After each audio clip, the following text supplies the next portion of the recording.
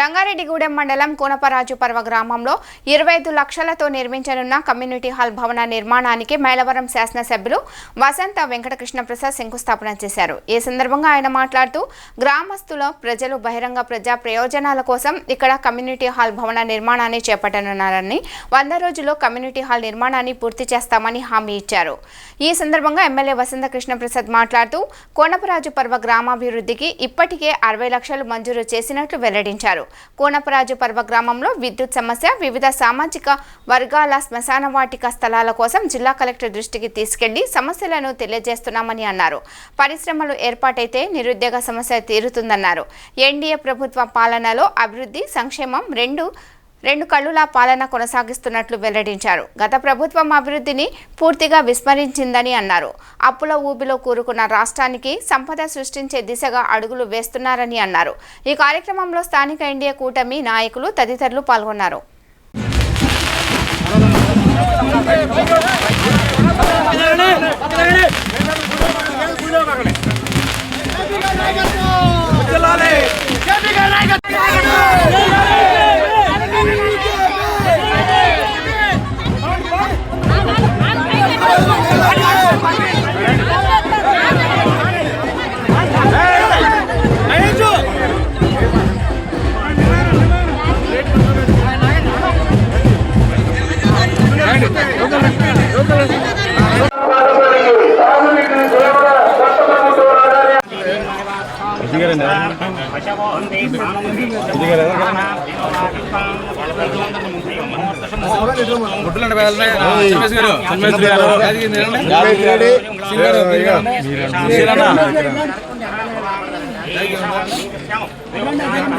మాట్లాడుతున్నాను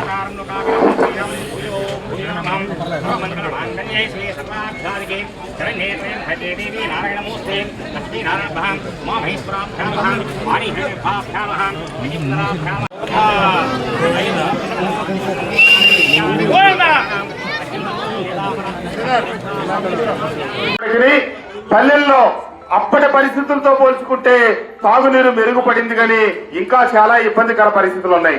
కేంద్ర ప్రభుత్వం జలజీవన మిషన్ అని చెప్పి ఒక పథకాన్ని తీసుకొచ్చి రాష్ట్ర ప్రభుత్వం 10% డబ్బులు పెడితే 90% కేంద్ర ప్రభుత్వం ఇచ్చి గ్రామాలలో ఇంటింటికి కుళాయిలు ఇచ్చే పథకాన్ని ప్రారంభించింది. భారతదేశంలో ఉన్న అన్ని రాష్ట్రాలు ఆ పథకాన్ని సద్వినియోగం చేసుకున్నాయి.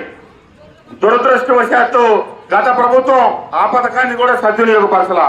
పవన్ కళ్యాణ్ గారు ఆ విషయాన్ని గుర్తించి జలజీవన మిషన్, ఎందుకంటే కేంద్ర తాగునీటి మంత్రి గారే స్వయంగా ప్రకటించారు, ఈ పథకాన్ని భారతదేశంలో ఉపయోగించుకొని ఏకైక రాష్ట్రం ఆంధ్రప్రదేశ్ అని చెప్పి. ఈ పర్యాయం పవన్ కళ్యాణ్ గారి నాయకత్వంలో జలజీవన మిషన్ సక్రమంగా వినియోగించి నీటి కొరత ఉన్న గ్రామాలకి సమగ్రంగా మంచినీటి సౌకర్యం కూడా ఈ 5 సంవత్సరాల కాలంలో అన్ని గ్రామాలకు సక్రమంగా ఏర్పాటు చేస్తామని మీ అందరికీ తెలియజేస్తూ, తప్పకుండా మొన్నటి ఎన్నికలో గెలుపుకి కీలక పాత్ర వహించిన, ఎందుకంటే నియోజకవర్గంలో అన్ని గ్రామాలు రికార్డులే, అన్ని మండలాలు రికార్డులే, కేవలం నియోజకవర్గ వ్యాప్తంగా ఒక్క 4 అంటే 4 గ్రామాలే వైఎస్ఆర్ కాంగ్రెస్ పార్టీకి మెజార్టీ వచ్చింది. మిగిలిన సమస్తం అన్ని గ్రామాల్లో కూడా మనకే వచ్చింది. మైలవరం ఊరు తీసుకుంటే ఎప్పుడు ఊరు పుట్టిన తర్వాత 4000 మెజార్టీ రాలా. ఇబ్రహీంపట్నం, కొండపల్లి ఏనాడు ఏ పార్టీకి పోయినసారి నాకు వచ్చింది హైయెస్ట్ 6000 2019లో. ఈ పర్యాయం 11,000 మెజార్టీ వచ్చింది. అట్లాగే గుంటుపల్లి పోయినసారి నాకు 52 ఓట్ల మెజార్టీ వచ్చింది. ఆ స్థానంలో ఈసారి 2200. ఈ రకంగా అన్ని గ్రామాల ప్రజలు కూడా అత్యంత ఆదరించి నన్ను గెలిపించినందుకు మీ అందరికి ధన్యవాదాలు తెలియజేస్తూ, నేను శాసనసభ్యుడిగా నా సమయం మొత్తం ఈ నియోజకవర్గ అభివృద్ధికి, రైతాంగం అభివృద్ధికి, నిరుద్యోగ యువతకు ఉద్యోగ కల్పన కల్పించే దానికోసం కృషి చేస్తానని, మన నియోజకవర్గంలో విజయవాడ వాళ్ళకి ఇంటి పట్టాల కోసం జీకొండూరు మండలంలో ఒక 230 ఎకరాల పైసలకు భూమిని కొనుగోలు చేస్తున్నారు.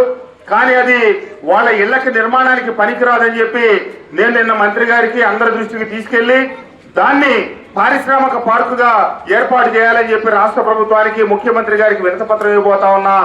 ఎందుకంటే రాజధానికి దగ్గర ప్రాంతం కాబట్టి పరిశ్రమల స్థాపనకు అనుకూలంగా ఉంటుందని చెప్పి మన నియోజకవర్గంలో పరిశ్రమలు తీసుకురావడం కోసం ఖచ్చితంగా నేను తీవ్రంగా కృషి చేస్తాను. తద్వారా నిరుద్యోగాన్ని యువతకు కూడా ఉద్యోగ అవకాశాలు కల్పించే దానికోసం కృషి చేద్దామని తెలియజేస్తూ, తప్పకుండా రాజకీయాలంటే ఎమ్మెల్యే పదవి అంటే నేను అది హోదా కోసం భావించట్లా, అది ఒక బాధ్యతగా భావిస్తా ఉన్నాను. నా ప్రతి నిమిషం సమయం నాకున్న ఈ ఎమ్మెల్యే పదవిని ఈ నియోజకవర్గ అభివృద్ధి కోసం నిరంతరం పనిచేస్తానని, కృషి చేస్తానని చెప్పి తెలియజేస్తూ